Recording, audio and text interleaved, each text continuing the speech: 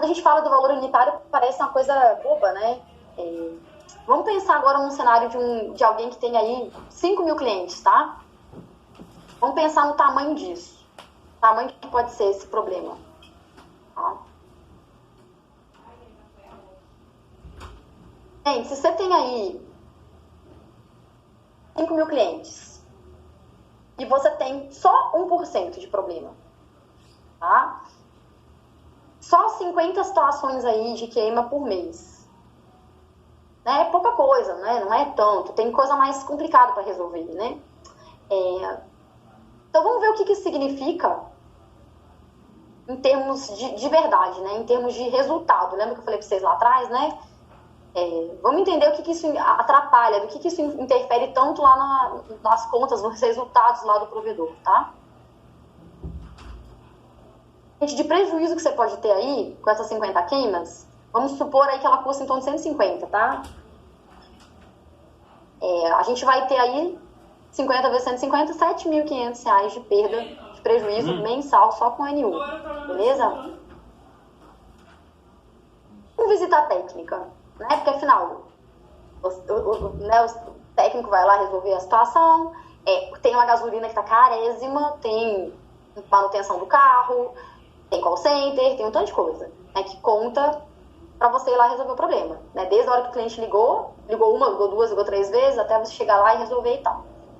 Então, vamos dizer que isso custa em torno de R$100, tá? Só o prejuízo que você tem com as visitas técnicas, daí 50 vezes 100, 5 mil, beleza? O que a gente tem aí, gente? A gente tem um prejuízo total dessas 50 queimas de 7.500 do equipamento mais 5 mil de visita. 12.500 por mês. Ou R$150 mil por ano. Isso é pouca coisa, será? Será que isso... Aí eu volto lá naquele começo, tá, gente? Da qualidade de funcionamento e reparo. Será que isso não é um dos itens de qualidade de funcionamento e reparo que a gente tem que, de fato, resolver? Será que é desnecessário mesmo? Será que não tem importância?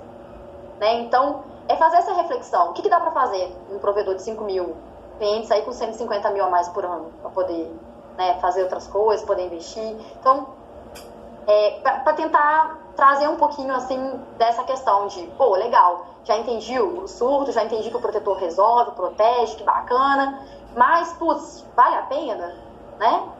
Tem que valer a pena. Se não valer, não faz sentido. Vale a pena? Aí você tem que entender. Como é que a gente entende? Fazendo conta. Não tem jeito. A gente saber se uma coisa faz sentido pra gente tem que botar no papel e entender todos os pontos que interferem e ver, não vale a pena aqui, pro meu caso não faz sentido. Legal, mas pelo menos você estudou, avaliou e viu que não faz sentido. Bacana? Aí, gente, vou fazer aqui pra vocês, ó, o que a gente tem de proteção de classe 3, tá? Quando a gente tá falando em fibra ótica. Vou focar aqui em fibra ótica, obviamente, que é o nosso foco, né?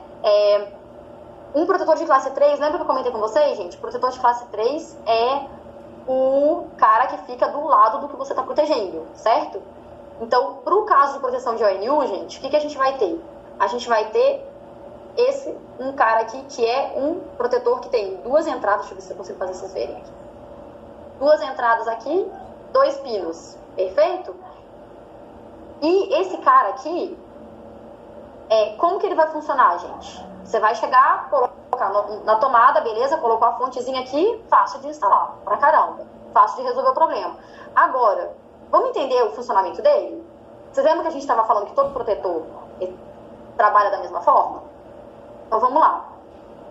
O que esse cara faz? Eu sei que muita gente está pensando o seguinte, né? Pô, Tatiana, mas aí tem 2 pinos, né? E aquele negócio de que desvia pelo aterramento, né? Já não existe mais? O que aconteceu, né? Então vamos lá, gente. Primeiro ponto. A gente pode ter sim, inclusive a gente tem, existem protetores de 3 pinos, tá, gente, também. Mas o que acontece muito nas instalações hoje? A gente tem muitas situações em que o cliente, que é o foco que a gente está protegendo aqui, que é o assinante, você chega lá e o cliente tem aquela tomadinha antiga. O cara só mudou o espelho da tomada lá, a entrada, para um ou outro equipamento novo que ele comprou. Pô, comprou uma geladeira nova, mudou lá, porque ali vai 3 pinos. Tá? Então, muita gente na instalação ainda tem muita situação de ter só 2 pinos, tá? Então, primeiro ponto é que não vai ter nenhum cliente que vocês usem, por exemplo, e tentem aplicar esse tipo de proteção, que não vai poder ser aplicado por conta de, eu tô com protetor de 3 pinos, eu quero ter 2. Não consigo. Não, isso não vai acontecer. De 2 serve em todas as situações. As nossas fontes, tô falando muito cliente B2C, tá? Cliente residencial. Maioria, alguns corporativos de menor porte também, a gente tá falando em fontes que tem 2 pinos. Perfeito? A gente também tem forma de proteger o cara que tem 3 pinos, beleza? Vou mostrar um pouquinho pra frente pra vocês. Mas vamos focar aqui na proteção do AIU no assinante final, que é o mais padrão, tá? O que vai acontecer aqui, gente? Este protetor, ele vai atuar da seguinte forma. Se eu tiver uma instalação 127 volts, eu tô falando que eu tenho uma fase e um neutro, certo? O que vai acontecer? Como é que ele vai atuar e vai desviar sem eu precisar do pino de aterramento? Primeira situação, ele vai chegar e vai receber esse surto elétrico vindo pela fase, e ele sempre vai fazer o desvio para o ponto de neutro, no caso que eu tenho fase neutro, beleza? Por quê? Vamos lembrar, ele faz o desvio para um ponto de menor potencial, né? O neutro, por base nas instalações, vai ser multiaterrado, mas mesmo que ele não seja, ele é um ponto de menor potencial. Então, ele vai fazer o escoamento dessa corrente do surto elétrico por este ponto. Beleza? Então, não precisa, como eu falei para vocês, o cliente só trocou a frente, o cliente tem um aterramento horroroso, não tem, nossa, é péssima a instalação dele. Não interfere. O protetor, ele faz esse trabalho dele, faz o desvio da corrente do surto, sem precisar ter qualquer aterramento de qualidade ou, né, qualquer especificação lá dentro do assinante, tá, gente? Isso vale, obviamente, para a instalação de vocês também, se vocês forem usar esse protetor dentro de uma área de escritório, por exemplo. Tá? Então, gente, tem essa parte de proteção que você pode fazer com esses 2 pinos, tá? No 127. No 220, o que vai acontecer? Eu vou ter as 2 fases. Se eu tendo as 2 fases, o que ele vai fazer? Analogamente ao que eu falei agora há pouco.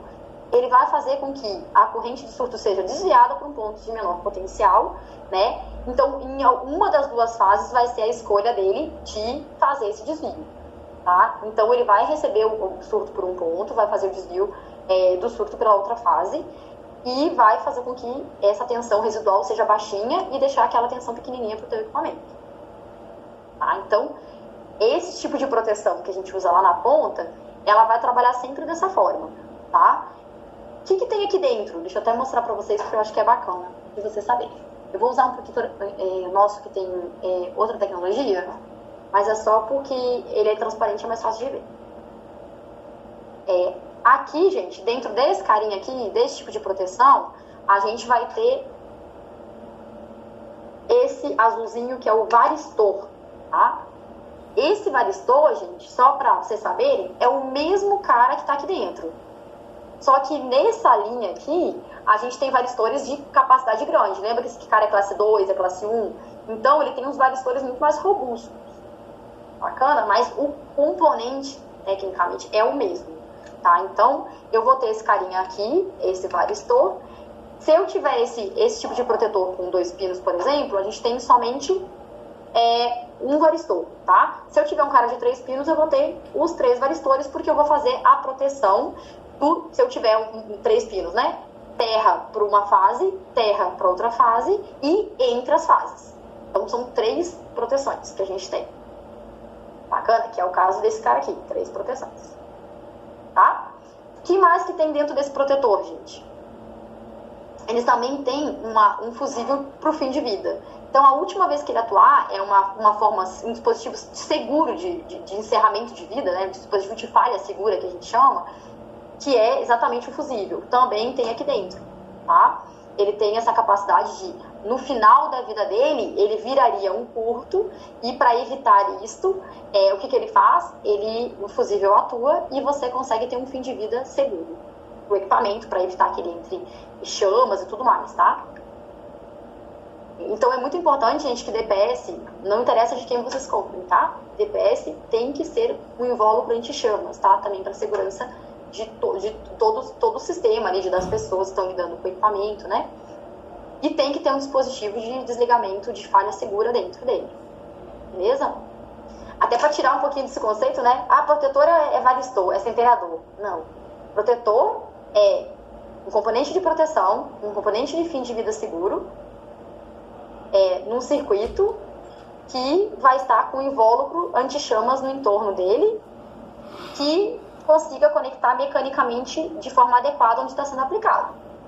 Beleza? Então, aqui, mecanicamente, trilho DIN, por exemplo, conectar, né? Aqui, eu vou conectar numa ponta de tomada, beleza? Então, o protetor, ele sempre tem essa característica mais ampla do que um componente de proteção. A gente fala muito do componente porque ele é quem faz tudo, né? Afinal. Mas o protetor de surto, ele é muito mais do que... Ele tem todas essas características e é importante que tenha, tá? Então é isso, pessoal. Esse é um tipo de proteção que é muito importante de vocês considerarem, colocarem, como eu falei, na ponta do lápis. Ah, funciona legal, bacana, vale a pena pra mim? Deixa eu entender a minha situação, tudo mais, tá? Importante do protetor, tá, gente? Ele tem que ser algo simples pra gente conectar. Por isso que eu falei muito dessa parte mecânica agora, né? A ideia dele é que ele seja de uma aplicação mecânica fácil, tá? Então, até por isso, se vocês puderem contar com protetores vou voltar um pouquinho pro do quadro aqui, porque é importante. Se puder contar com um protetor de quadro que tenha essa possibilidade aqui, ó, de sacar uma parte do meio, tá? Tem alguns no mercado que tem isso, facilita muito na hora da manutenção, beleza? Que vocês não precisam ficar desligando a alimentação, tá? Para poder fazer a troca do protetor. Então, é importante que se vocês puderem trabalhar com modelos que tenham essa possibilidade, você simplesmente troca a parte do meio dele, que é onde está a proteção em si, né, o varistor, faz a manutenção, compra um novo, né, uma parte nova interna, e simplesmente conecta essa nova parte interna aqui e acabou, tá? Facilita muito a manutenção, vocês vão ter menos gastos. De novo, gente, pensa de forma macro, tá? Não é só pensar exclusivamente tecnicamente. Tecnicamente é muito importante, mas entende o que está no entorno. Beleza? É importante ter uma forma de vocês conseguirem fazer uma manutenção rápida, que isso ajuda muito no dia a dia de vocês também. Beleza?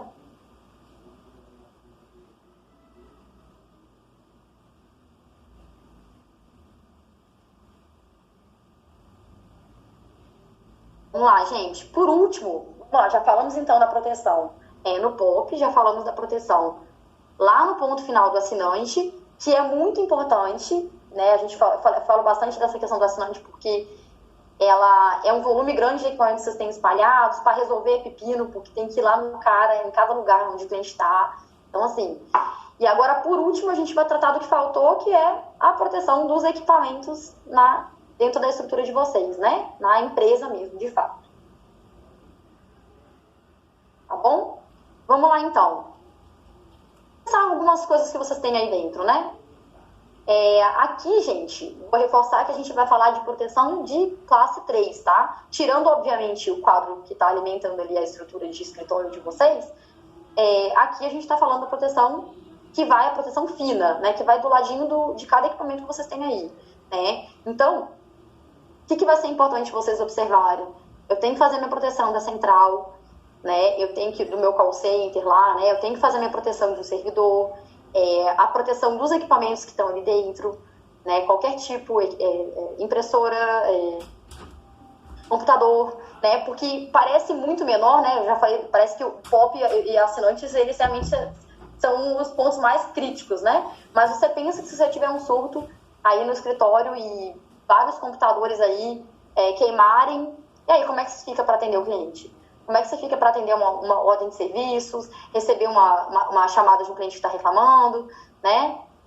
Ah, hoje já tem o WhatsApp. Que bom, com certeza ajuda muito, né, gente? Mas ninguém quer perder equipamento, ninguém quer ter que parar uma atuação aí dentro do escritório por conta disso, né? Então, tem algumas opções de proteção, gente, e desse que eu estou falando de classe 3, tá? Tem proteções, daí vai depender muito do que vocês têm de equipamento.